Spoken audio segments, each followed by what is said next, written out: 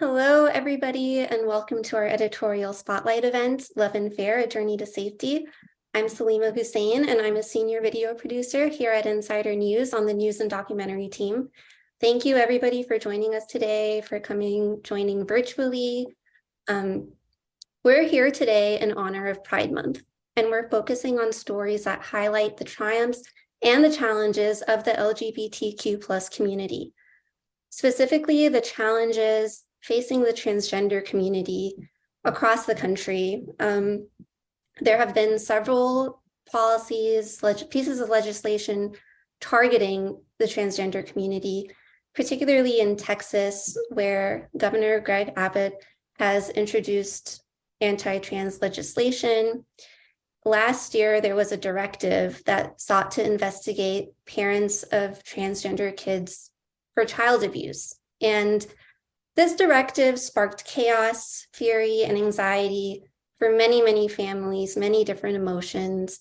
One of these families was Violet Augustine and her transgender daughter, Esas, who lived in Dallas at the time of this directive. Because of the uncertainty around this directive and around everything else going on, Violet made the tough but the important decision to move from Texas to California in search of a better life for her and her transgender daughter, Esas. So we wanted to start off this conversation by sharing a clip from our upcoming film, Moving Esas, that depicts a very intimate scene with Violet and Esas getting ready for bedtime. So we wanted to go ahead and play that clip.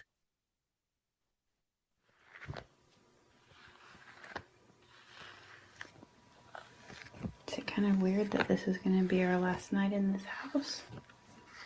No. You don't think it's weird? I mean, we have had a lot of days here. We've had a lot of days and nights in this house. Mm-hmm. I sure have, that's true. I don't want to. You don't want to do what? I don't want to move tomorrow. You don't want to move? Why not? I just don't. But you just said we've had enough days in this house. Oh, no. That's okay, we can have complicated feelings, that's true. Alright, I'll brush the back and you brush the front. You're welcome.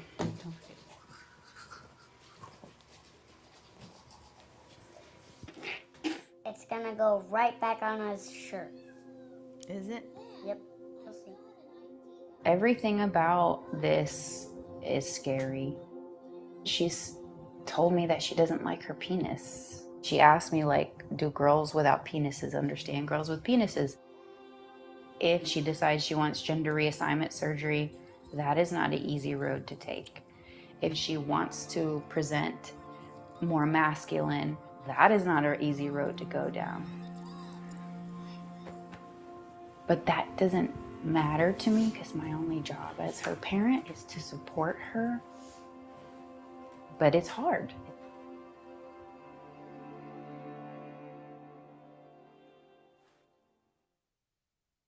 So today I'm joined by Violet herself, as well as activist Erin Reed, who tracks anti-LGBTQ+ legislation around the world. Erin was also one of the first people to share Violet's story on social media. I'm also joined by Insider senior cinematographer Adam Miller, who spent days in Texas with me filming this story. So welcome, everybody. Thanks for being here. I wanted to start off by having everybody introduce themselves. So Violet, let's kick off with you. How are you connected to this story? I mean, I'm Esas' mom and I'm a writer too, but mainly Esas' mom these days. Thanks, Violet. And Erin, can you tell us a little bit about you and your work? Of course. I am a transgender journalist covering all of the LGBTQ legislation as it moves all over the United States. I've been covering this for around 3 to 4 years now, and I was first made aware of Esas and Violet's story in the immediate aftermath of the Attorney General Ken Paxton letter that targeted parents or trans kids with child abuse investigations. And so that is my connection to Violet in particular. Thanks, Erin. And finally, Adam, can you tell us about your role with this film? Yes. So my role was to be a fly on the wall during this difficult time in Violet and Isa's life, and at the same time develop a relationship with Isa that allowed her to just forget about the camera and be herself. Awesome. So thank you, everybody. So as we just saw in that clip, Moving Isa is a film that touches on both love and fear, and that is the love that she's surrounded by with her family, like her mom, Violet, who's here, and also the fear of leaving relationships behind. So I think that scene depicts love very, very clearly. And Adam, I wanted to ask you, what was your experience filming this intimate scene? Yeah. Yeah, my experience was really the same as whenever I'm lucky enough to be granted the type of access that Violet and Isa gave us, which is really just a type of kind of gratitude of being able to document such precious moments that otherwise get lost to time. So Thanks, Adam. And I know that you you had very interesting experience filming from the bathtub for a scene. As journalists, you know, as video journalists, sometimes to capture those moments, we have to go to, you know, get really creative, right? yes, yeah. I mean, thank you to Violet for allowing me to wear my shoes in her bathtub. That was such a tiny bathroom, so you Yeah. have no choice. Not much choice, exactly. But yeah, I mean, for that scene, really, yeah, I mean, that scene needed to work. You know, we really needed that in the film. It was the night before the move, and it's really, when you watch the film, it's kind of that turning point. Like everything kind of builds to that moment, and then we go into the kind of final part of the film. And those moments before bed, I think, are really the most intimate moments that maybe a parent has with their child. And it was just, I think, really important for the film, for the audience to see the bond between Isa and Violet, and then also just feel that they're in it together going into that last part. And I see the door creaking open beside. Oh, look who it is. Oh, hi. Oh, hey, Isa. You remember these people? Hi, Isa. You want Isa, to say hi? You're gonna be shy. Isa, do you remember Adam? Remember I had a camera? Remember we were playing in the swing in the backyard? Ah, Anyways. Awesome. Yeah, no, Adam, you touched on, you know, that this was the night before the move, and those moments are very intimate. And Violet, what was it like for you sharing this story publicly? Why did you feel it was important to share this story?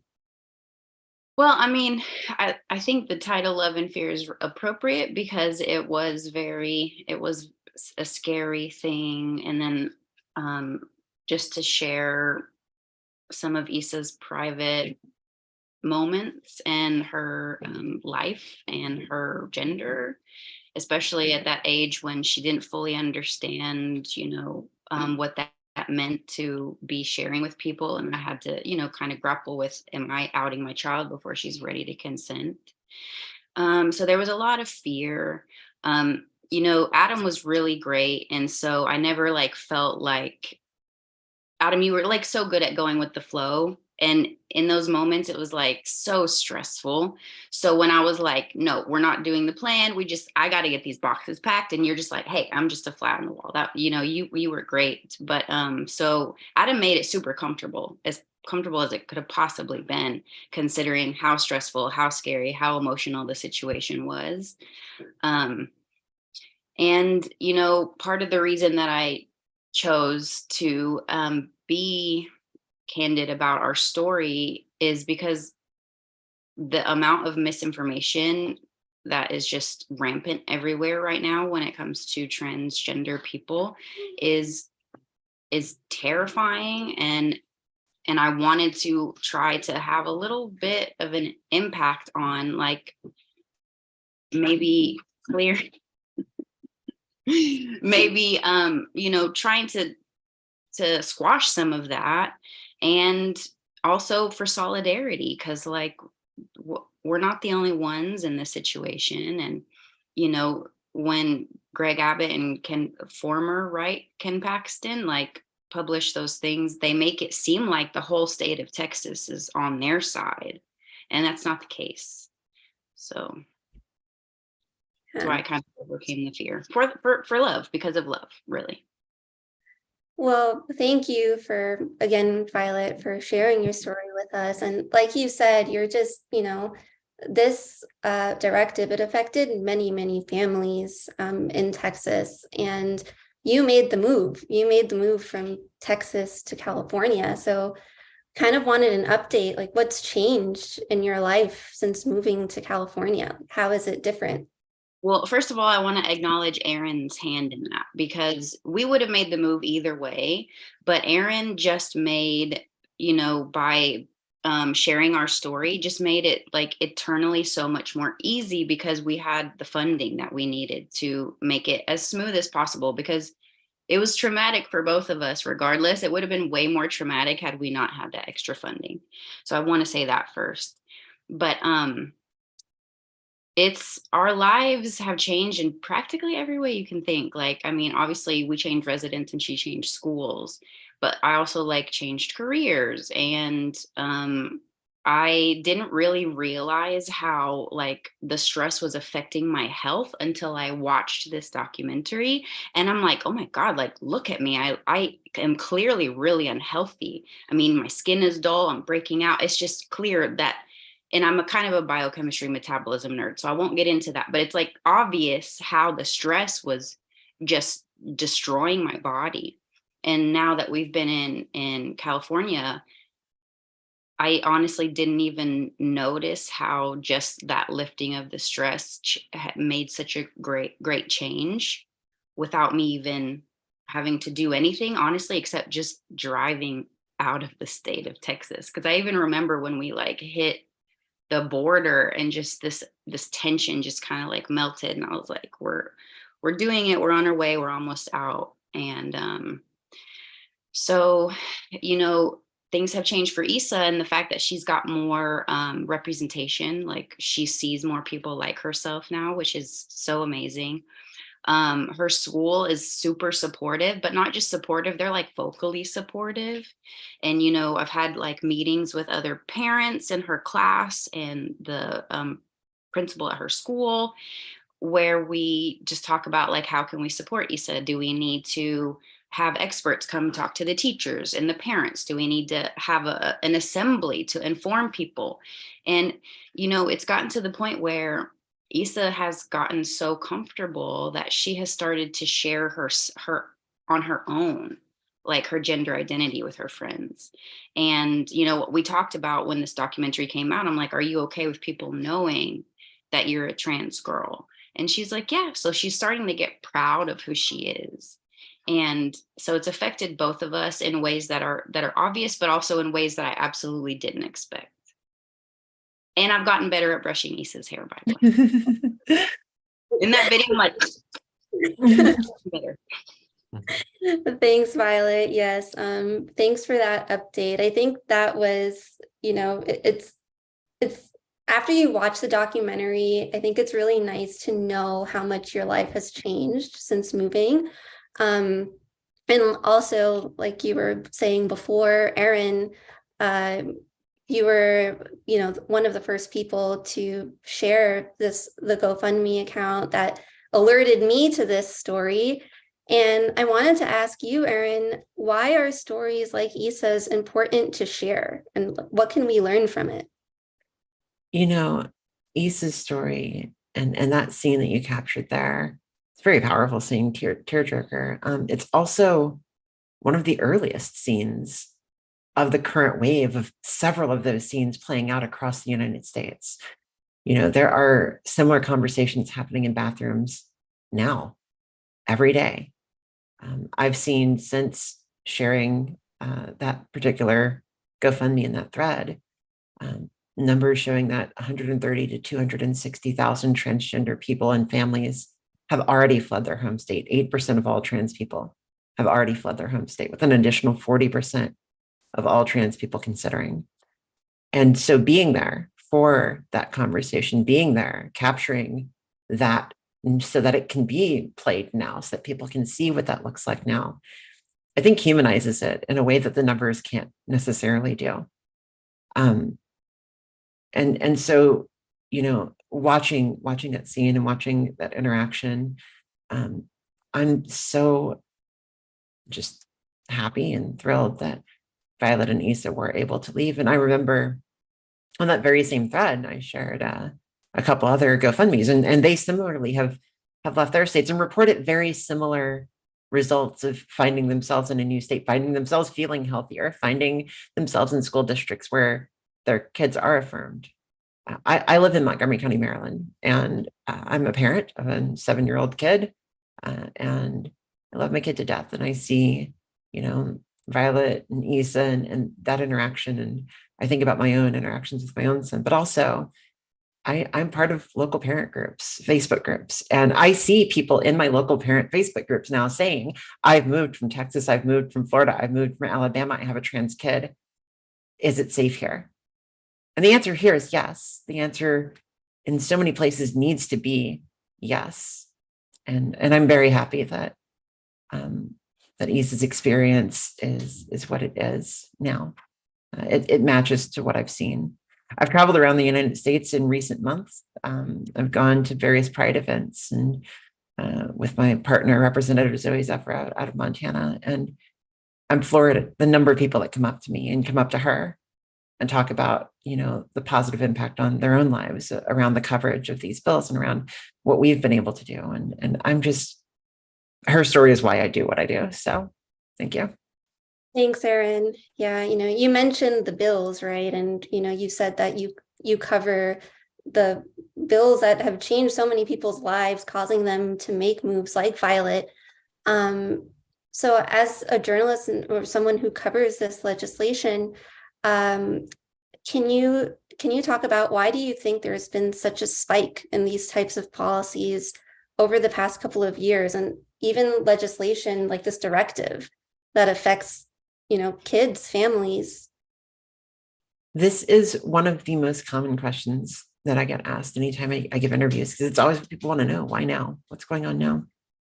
And the reality is that targeting LGBTQ people is not necessarily a new thing. It has been repeatedly done throughout United States history. It has emerged every couple of decades in a new way each time. We talk about the drag bans that got passed in the 1950s and 60s that led to the Stonewall Inn uprisings. That's the reason we have Pride. We think about the 1980s and the AIDS and HIV epidemic and the ACT UP era, where people formed organizations called ACT UP and stood in courthouses, in legislatures, on streets, demanding that their lives are worth saving. We think about the 90s and the early 2000s, where we had the ex-gays and the constitutional amendments against gay marriage. There are still 32 constitutional amendments against gay marriage on state books right now. The only reason they're not in effect is because of the Supreme Court decision. And we look at 2016 and the bathroom ban of 2016 in North Carolina.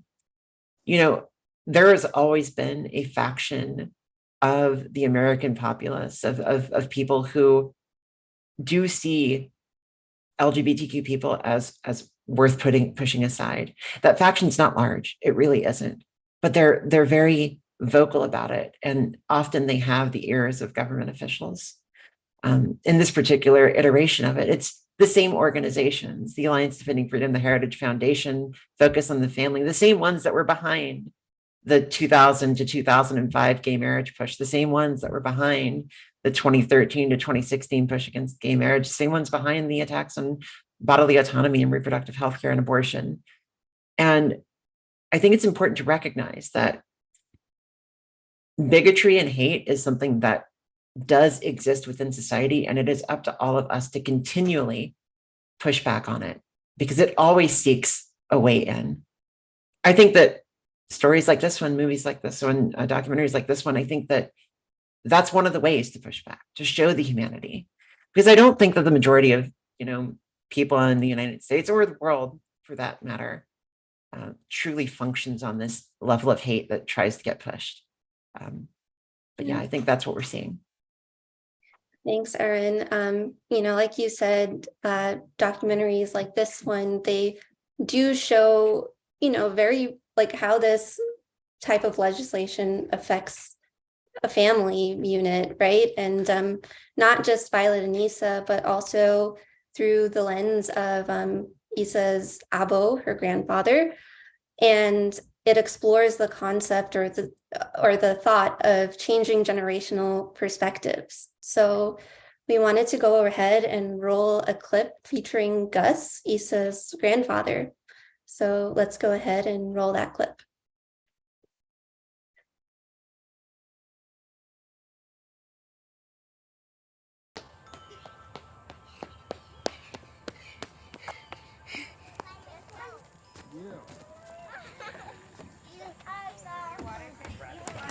I like the bridge.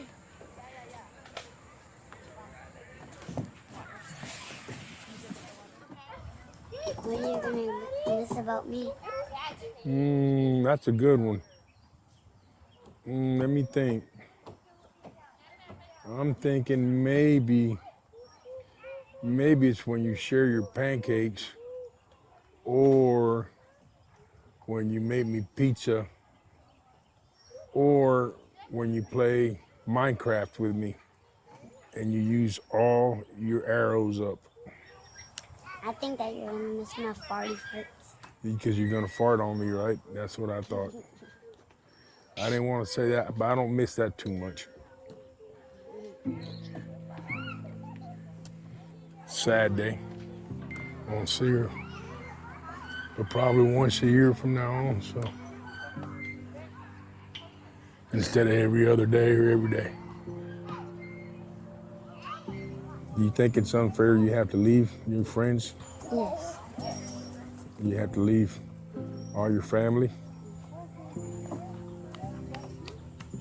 I just wanna go home. Okay, let's go.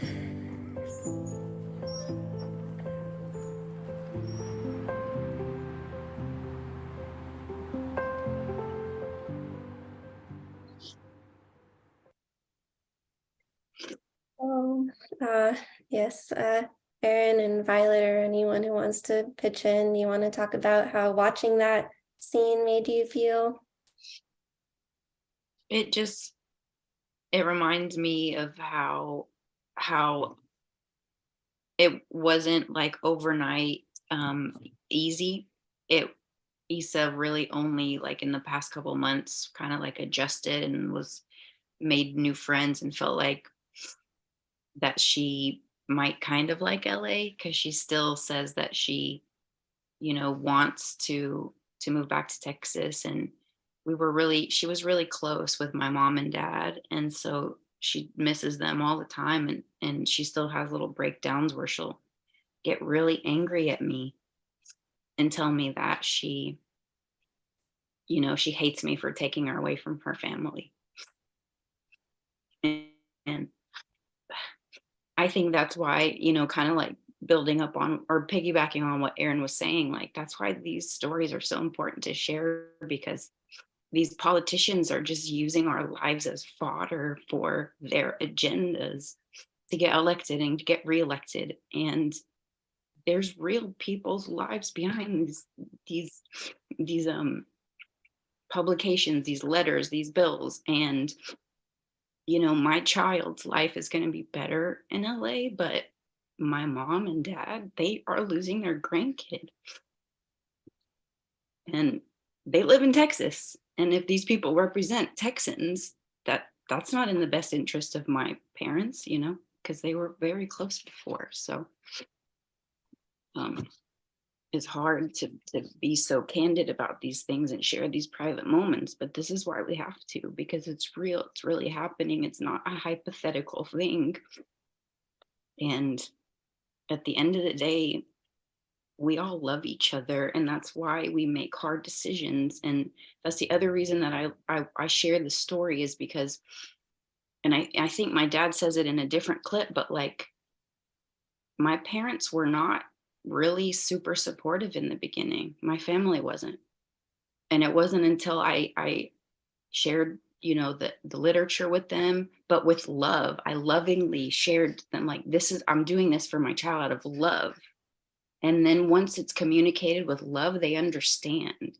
At the end of the day, we all feel the same way about each other. And I agree with Erin. I think it's also in the statistics that, like, it's not a majority of Americans that are anti-trans. They're just overrepresented in politics.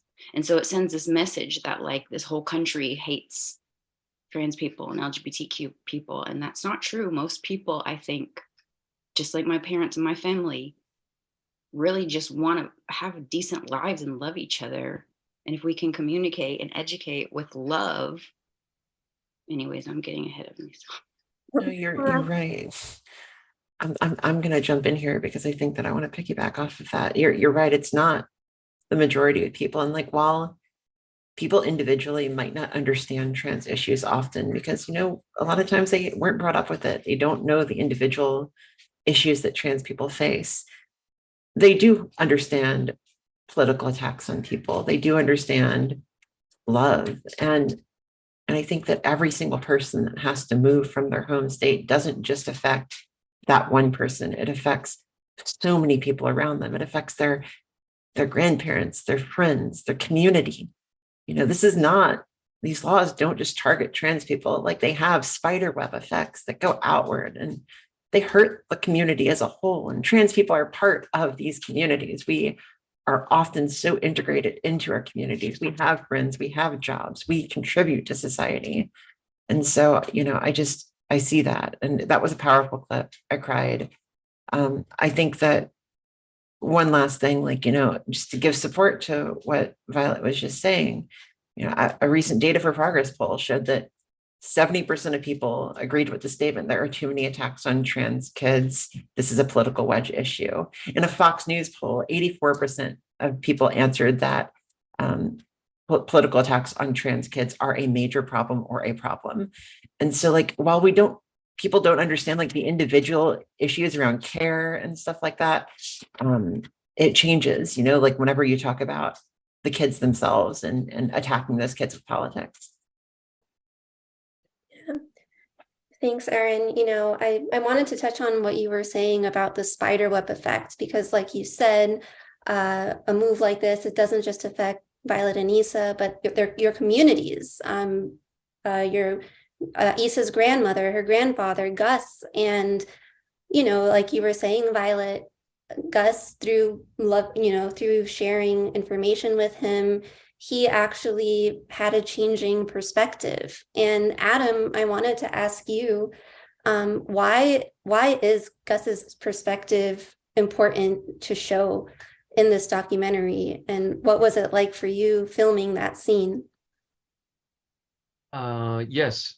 Well, I mean, that scene in particular, we kind of needed a scene that took place out in the world, not, you know, most of what we filmed was around the house, obviously, because that's where everything was happening. But we just needed something where we could see Esa out in the world playing with other children, you know, something that showed that, politics aside, Isa's just a kid whose primary purpose is to play, you know, like every other kid. And I think we really see that in that scene. As far as Guss goes, his character was extremely important to the film because it really helped bring some clarity to a very complex issue. And there's a line in the film where Guss tells us that he was, you know, brought up judgmental and homophobic, which, you know, connects with what Violet was saying about this topic and her parents.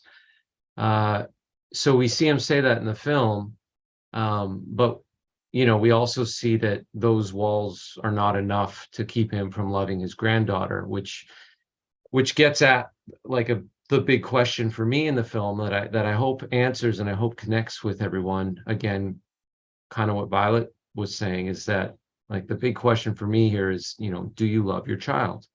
Yes. Okay. Let's build from there. I think that's the thread that everyone can connect to. And so his character basically just really clarifies like that point. So that's why he's important to the film. Thanks, Adam. Thanks so much for that perspective. We're talking a lot about the different emotions that a move like this has. We were talking about fear, but I also wanted to talk about the future and love and, Pride Month. And I just wanted to kind of ask, since we're doing this during Pride, what does Pride Month mean to each of you? And what does the future look like? Whoever wants to start off can go ahead. I'll jump in. I've spoken at so many Pride events this year. And this is the first time that, I've been invited to speak at several Pride events. And it's been sort of a chance for me to collect my own thoughts on Pride. And, Pride itself, like the celebration, is also historically a protest. And it's a statement against the way in which LGBTQ people have been targeted historically throughout American history as well as world history. And yet in being a protest, it often is also a celebration. And I find that going to so many of these events, there's room for both of those to coexist in the same place. And I think that where I land is that joy itself, queer joy in and of itself, is our resistance. It is our way of changing the world. I see the way in which, trans people living their lives authentically changes the people around them and changes how people view the world, society, and gender and themselves around them. I see how stories like Esas change people around them. And it is in that joy that we find the tools for protest, the tools for changing the world and for changing the United States and for changing acceptance and for fighting back against the hate that we've seen. And so I think that for me, Pride is a dual recognition of the fact that we are still struggling against so many ways in which we get attacked, but also that in that struggle, we have room for joy. And that joy in and of itself is our tool for fighting back. Thanks, Erin. Violet, if you want to go ahead. Yeah, sure. I wanted to expand on something that Erin said a second ago, and then it leads right into this question. But I do kind of feel bad for Esas school. Like, they lost some diversity and they lost a great kid, and they did lose an asset. Like Erin was saying, that trans people are part of their communities and they enrich their communities. And so Texas lost something great because Esa's great. And as far as Pride goes, it's something new to me to even think about, because for so long, my main goal in Texas was to hide, was to, pass, to make sure that nobody had any idea about my child, because it didn't feel safe outside of the walls of our home. And so, even being in California now, where it's definitely more of a normal part of the culture to celebrate and be out, I still am finding that I'm not fully like there yet with like, also it's not my information to share, right? It's Esas, but still, I wasn't even, I don't know. There's still like a block because it's Pride Month, but I don't think about it because I think it's just that fear reaction that I'm still adjusting to. Yeah, thanks, Violet.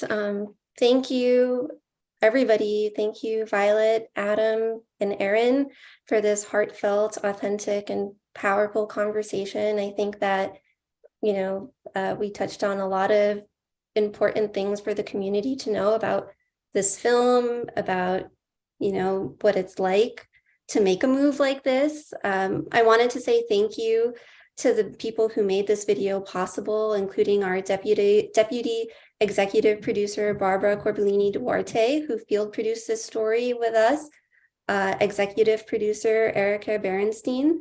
Moving Esa wouldn't have been made possible without this team of people, so thank you all. And on the note of pride and on the note of love, we wanted to close out this event with one last clip from the documentary. It's the moment when Violet and Esa arrived in California, a place where for a moment, love and happiness overrides fear. And as Violet said earlier, we all love each other, so let's not forget about that. So let's go ahead and roll this clip, the last clip.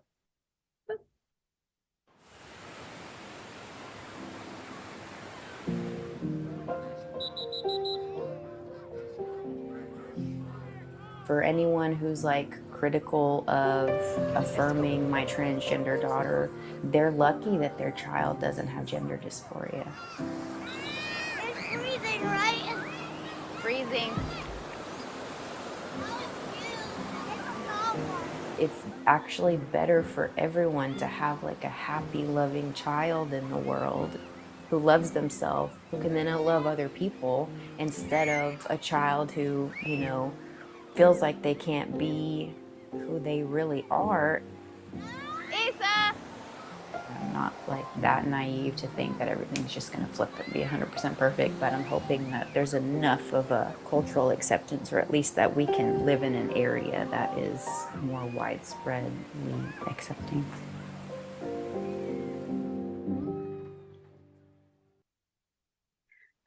I know we played that last clip. Does anyone have any last thoughts about that final scene you wanted to share?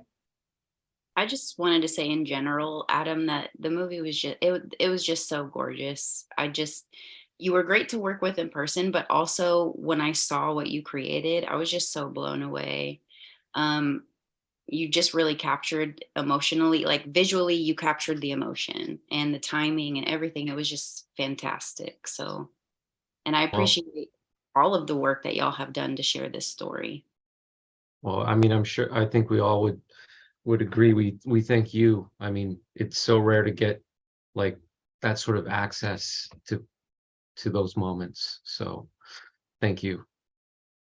Yeah, I want to jump in because I cover this often from the legislative rooms, from the chambers, from the text of the legal bills that come across my desk. And it's really important to remember that the humans that are involved in this, the people who this affects. And I think that all of you played a part in telling the story in a way that I think is going to land for a lot of people. And so thank you. Thanks, Erin. And, Violet, like Adam was saying, thank you for sharing your story with us. And thank you to everybody who tuned in. The conversation doesn't have to end here. You can share your thoughts using the hashtag Insider Events, and be sure to follow Insider on social media for more of our coverage on the challenges and the triumphs of the LGBTQ+ community and beyond.